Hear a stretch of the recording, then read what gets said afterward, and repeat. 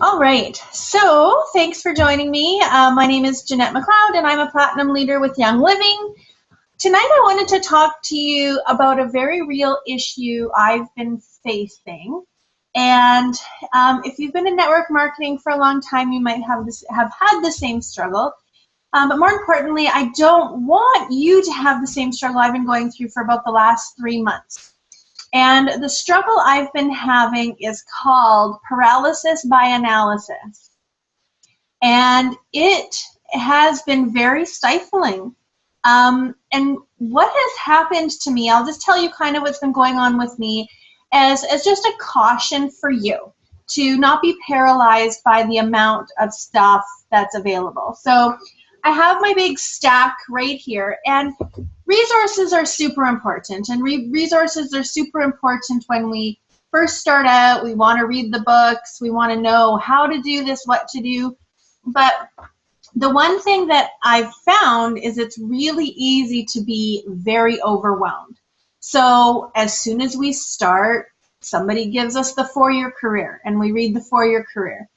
And then maybe it's 25 to life, and we read that, and those are pretty easy reads. Like, we can get those done pretty quickly.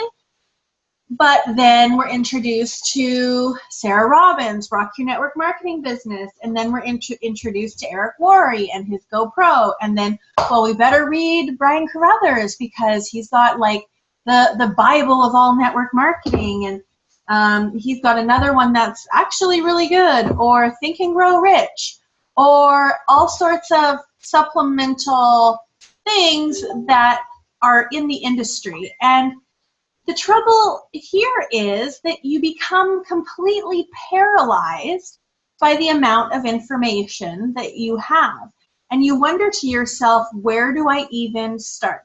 And true, it's good to fill our toolbox with a bunch of things, but the problem really comes when we're not applying action to it. And that's where the paralysis by analysis comes from, because we look at situations and we say, okay, do we ask for a referral in this? Because Sarah Robbins, in her book, she talked a lot about referring people to her business, and I need to ask for referrals and go that way, which is a good method in certain situations.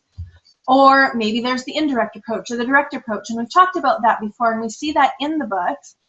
But when we're overthinking it, the whole beauty and the whole process of network marketing gets lost. And it's just to come back, and this is what I've had to do myself, is recheck myself and come right back down to reality, essentially, and say, this really is about a relationship. So I was highlighting everything in GoPro and rereading it, and I was highlighting everything in Sarah Robbins and like trying to really specify into these certain situations. And it got to the point where I shook my head and I looked at my productivity, and I shamefully realized and had to admit to myself, I waste a lot of time. I waste a lot of time doing non-income producing activities because I'm too busy trying to find the perfect or the right or the next best way to approach it. And you end up paralyzing yourself. And I know greens do have a tendency to do this. Greens have a tendency to be paralyzed by all the analyzing that they can do. But I'm not a green, and it happened to me. So rest assured, it could happen to you too, where you just start complicating things that it's completely unnecessary to complicate. So I just really wanted to encourage you that although we have these amazing resources in front of us, do not stifle yourself. Be very careful not to stifle yourself. I had a conversation with Adam Green a long time ago, and what he said to me really did hit home. He said, you know, he was talking to Richard Brooke, and 30 years ago or 40 years ago, when they first started in the industry, they had 1, 2, maybe 3 books tops on network marketing itself. And do you know what they ended up doing? This is what Richard Brooke and probably Eric Worre ended up doing in the beginning, is they would take the book and they would literally rip out pages from the book and carry those pages with them wherever they went. And when they had time and they had a minute, they would sit down and they would reread it over and over and over and over again until it was just implanted in their brain. They did that with the 1 or 2 books they actually had, and they just memorized it, absorbed it, knew it, loved it. There was no question about it. But I feel like now we have so many books we should be reading. And if you're doing the multiply, or, you know, even just your own spirit junkie stuff, or, you know, the things that you are really passionate about, there gets to be a lot. There gets to be, because you want to do your feeding of your brain. And I think that that's what a lot of us try to do. We want to feed our brain. We want to feed ourselves. And it's a great thing. But I just implore you, don't get overloaded. And in the business focus is what I'm really talking about. All you want to do is be their friend. All you want to do is know if there's a need you can meet. And that's really the bottom line. Like, there's just so much available to us. So what Adam had suggested is picking your 2 best books and just reading them over and over and over again. And I know you can probably relate to this when I say that when you do find a good book, you do like to read it over every once in a while. Like, if you found a book that really resonated with you, it's nice to reread it again. But with this, it's like, instead of overloading yourself with so many different concepts, and I got really sucked into Dani Johnson because I thought, yeah, she's good. This is exactly what I need to do. And it's like, read and go for the jugular and get it going. And then I realized that her technique really comes from buying lists of people and cold calling them, basically from a survey that they took saying that they wanted to earn an income at a home-based business. That's nothing like what we have. So I was absorbing all this information and trying and about to apply it in a place that it doesn't really fit. So don't overwhelm yourself. And maybe my suggestion would be, take the 2 or 3 books that your leader really recommends reading to get your feet wet and to get a good grasp of understanding how this industry works. Because now I can take all of the books I've got in front of me and I pare it down, and I come to realize it really is just about sharing from the heart. And yesterday I was freaking out. Like, this is a vulnerable call because I'm telling you about all my flaws that have just recently happened. So I didn't want to make care calls. I've got these people in my organization who have never been called by anybody, and they bought a kit 8 months ago. And I'm thinking, how on earth can I actually sincerely call them and say, hi, I care about you. I want to know how you are, even if nobody's called you before and cared before. I do now, and make that believable, make that, you know, something. And basically, it was just my own limiting beliefs and my own fear of rejection. And I ended up calling about 15 of them. And no word of a lie, I actually spoke to about 8. I got voice to voice with them, and they were some of the best conversations I'd had. I learned about a woman in our organization who had listeria last year, lost 135 pounds.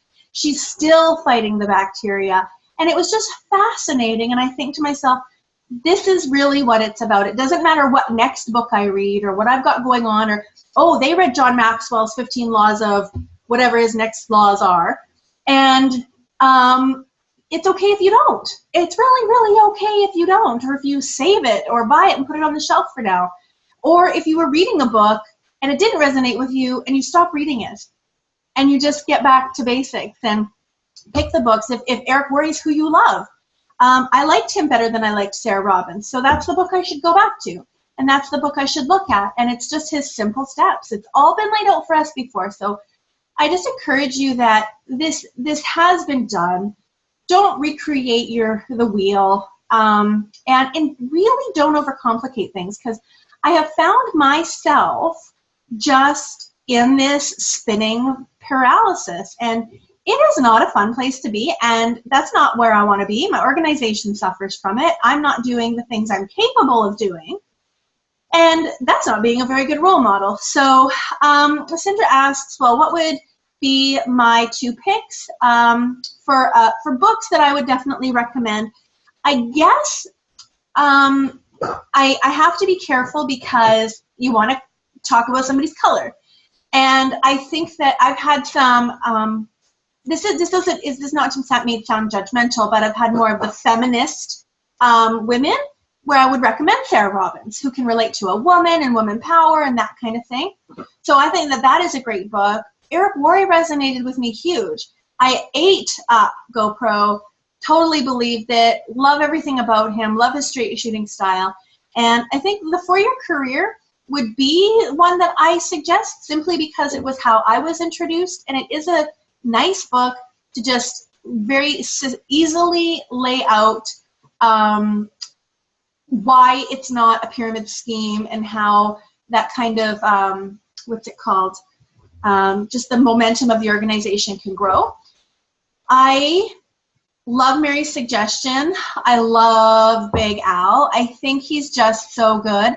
And the icebreakers really do give you that verbiage. They give you that instant verbiage. And he's an easy read. Like, he writes it like he's talking. So I think that Big Al is definitely a good one. I never bought a Big Al book. I had Big Al discs. And so listening to him was pretty awesome. But as far as the two books go, I would definitely recommend GoPro and For Your Career would be mine.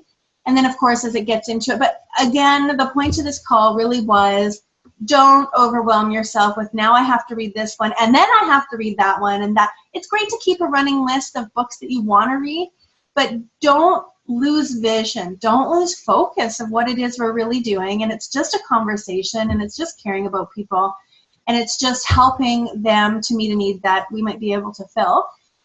So whether you take different kind, and the other thing I wanted to say too is there really is no better teacher than experience. All the training in the world does not replace experience. So it's great. Again, you can read all of these books in the world, but if you don't go out and actually experience them in that situation, you're not going to be better for it. And neither's your pocketbook, and neither's your organization. And so I just really encourage you, don't get into the paralysis by analysis. Take a book or two and just study them through and through and get to know them well. And just stick to the basics and stay in your lane and do what we normally do. So thanks for joining me. I'm going to stop the